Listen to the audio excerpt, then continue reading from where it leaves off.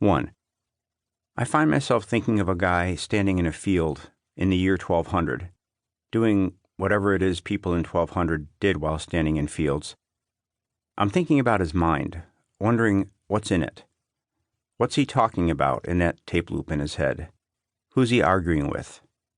From whom is he defending himself? To whom is he rationalizing his actions? I'm wondering, in other words, if his mental experience of life is different in any essential way from mine.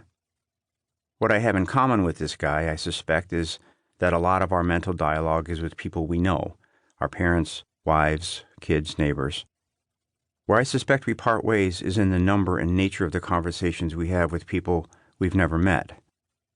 He probably does some talking to his gods, his ancestors, mythological beings, historical figures. So do I.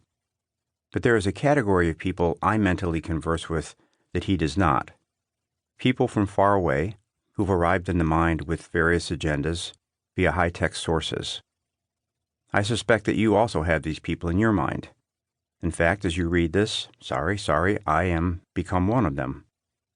Is this difference between us and Mr. or Ms. 1200 a good thing or a bad thing? I'm not sure. For now, let's just acknowledge it as a difference, a change in what human beings are asking their minds to do on a daily basis. 2. Imagine a party. The guests from all walks of life are not negligible. They've been around. They've lived, suffered, owned businesses, have real areas of expertise. They're talking about things that interest them, giving and taking subtle correction. Certain submerged concerns are coming to the surface and, surprise, pleasant surprise, being confirmed and seconded and assuaged by other people who've been feeling the same way. Then a guy walks in with a megaphone. He's not the smartest person at the party, or the most experienced, or the most articulate, but he's got that megaphone. Say he starts talking about how much he loves early mornings in spring. What happens? Well, people turn to listen. It would be hard not to. It's only polite. And soon, in their small groups, the guests may find themselves talking about early spring mornings. Or more correctly, about the validity of Megaphone Guy's ideas about early spring mornings. Some are agreeing with him, some disagreeing, but because he's so loud, their conversations will begin to react to what he's saying. As he changes topics, so do they. If he continually uses the phrase, "at the end of the day," they start using it too. If he weaves into his arguments the assumption that the west side of the room is preferable to the east, a slow westward drift will begin. These responses are predicated not on his intelligence, his unique experience of the world, his powers of contemplation, or his ability with language, but on the volume and omnipresence of his narrating voice. His main characteristic is his dominance. He crowds the other voices out. His rhetoric becomes the central rhetoric because of its unavoidability. In time, Megaphone Guy will ruin the party. The guests will stop believing in their value as guests and come to see their main role as reactors to the guy. They'll stop doing what guests are supposed to do, keep the conversation going per their own interests and concerns. They'll become passive, stop believing in the validity of their own impressions. They may not even notice they've started speaking in his diction, that their thoughts are being limned by his. What's important to him will come to seem important to them. We've said Megaphone Guy isn't the smartest or most articulate or most experienced person at the party, but what if the situation is even worse than this? Let's say he hasn't carefully considered the things he's saying. He's basically just blurting things out. And even with the megaphone, he has to shout a little to be heard, which limits the complexity of what he can say. Because he feels he has to be entertaining, he jumps from topic to topic, favoring the conceptual general, "We're eating more cheese cubes and loving it," the anxiety or controversy-provoking, "Wine running out due to shadowy conspiracy," the gossipy, "Quickie rumored in South bathroom," and the trivial, "Which quadrant of the party room do you prefer?" We consider speech to be the result of thought. We have a thought, then select a sentence with which to express it, but thought also results from speech.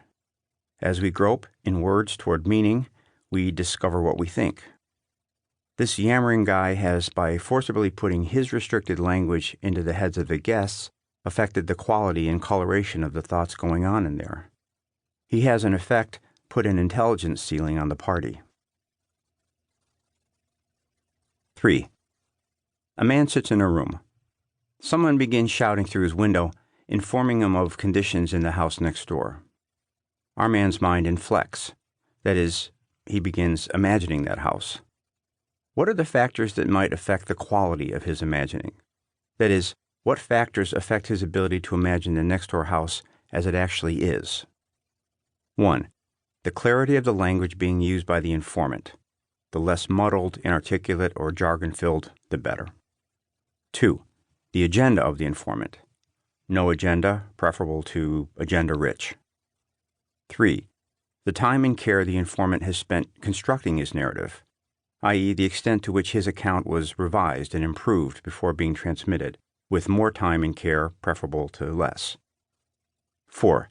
The time allowed for the communication, with more time preferable to less, on the assumption that more time grants the informant a better opportunity to explain, explore, clarify, etc.